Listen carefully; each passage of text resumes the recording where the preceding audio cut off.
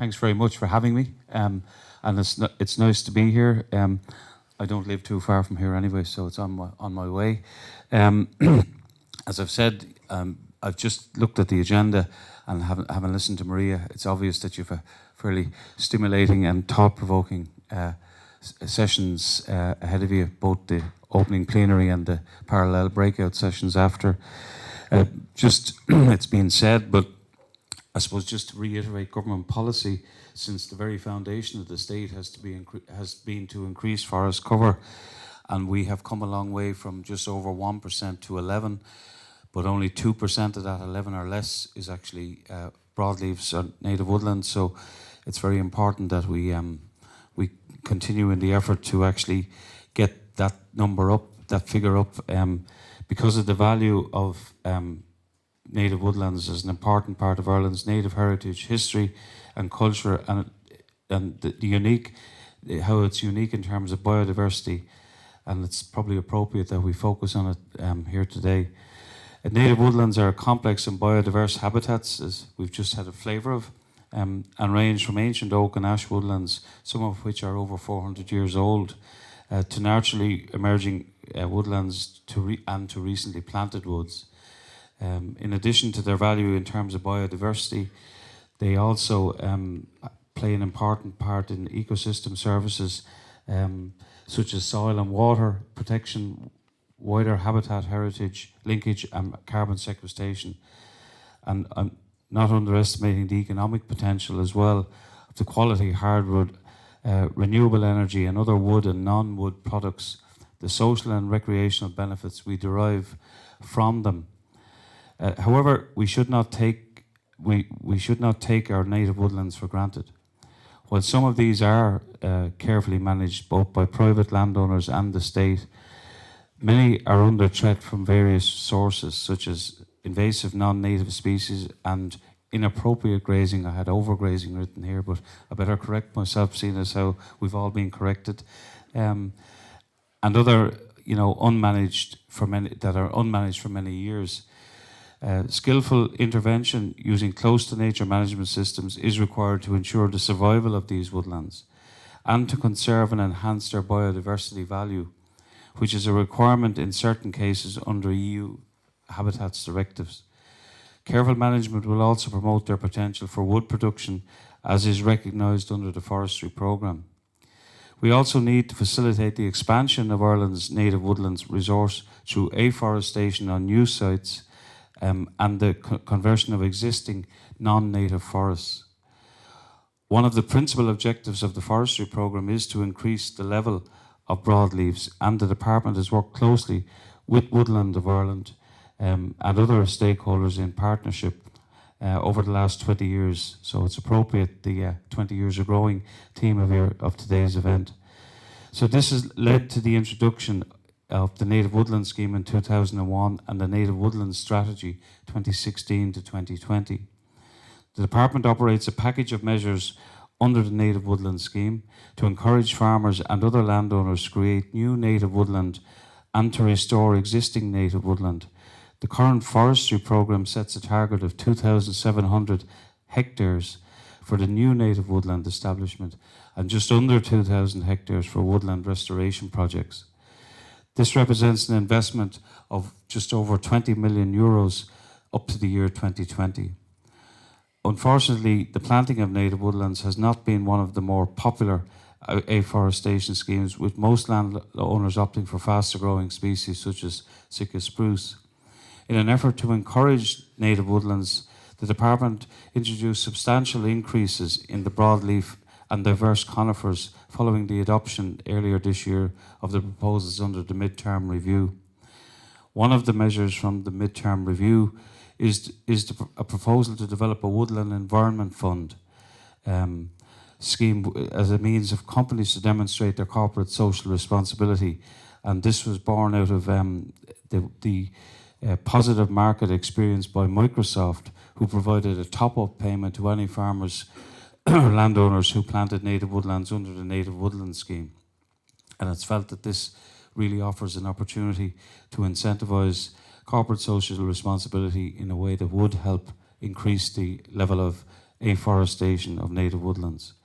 The Woodland Carbon Code is an initiative developed by the Forestry Commission in England, which also promotes involvement of corporate entities for environmentally focused forestry projects. Both initiatives suggest that these may be there may be an appetite for a wider application of the fund in Ireland, which large companies and maybe some bigger SMEs would want to get involved. These companies could then be associated with the establishment of native woodlands rich in biodiversity, contributing to climate change mitigation and indeed helping to improve the quality of water. Just to give you a flavour of some of the details in the midterm review, we introduced a number of improvements and enhancements to the Forestry Programme, and these include an upgraded forest fencing and tree shelter scheme to protect woodlands from deer and hares, improving the Woodland Improvement Scheme with the introduction of a second thinning grant of €500 per hectare, and opening this scheme up to non-grant aided forests. Providing support for continuous cover forestry with 3 Woodland Improvement Scheme payments of €750 per hectare over a period of 12 years, once the work has been done in line with an approved transformation to a continuous cover forestry plan. Increasing the grant for the non-native woodland conservation scheme and providing scheme applicants with access to the same fencing allowances available under the Afforestation Programme. Supporting forest genetic reproduction material by opening the seed stand and seed orchard scheme to applicants all year round, increasing the grant aid per hectare and providing additional forest fencing grants in areas susceptible to deer damage. Introducing a new national forest knowledge transfer scheme following the completion of a very successful pilot scheme earlier this year.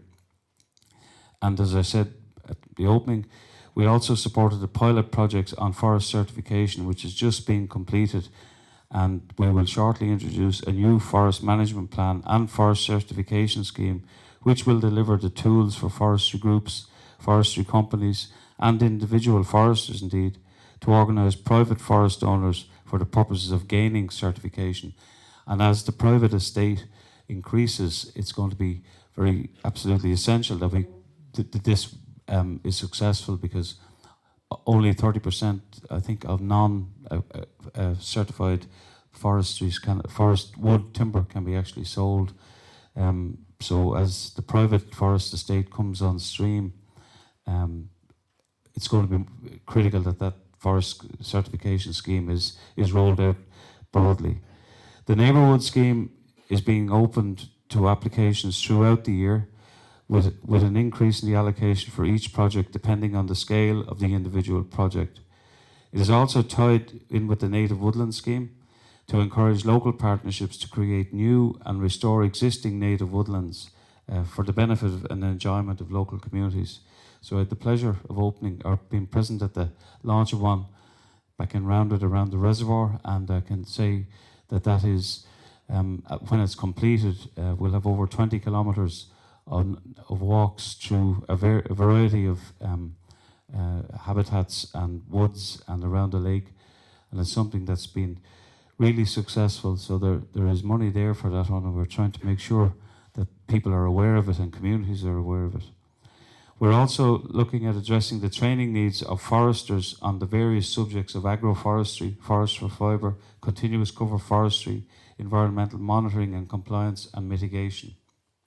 So these actions, I hope you'll agree, and innovations demonstrate the commitment of the state and the department to protecting and enhancing Ireland's native forests.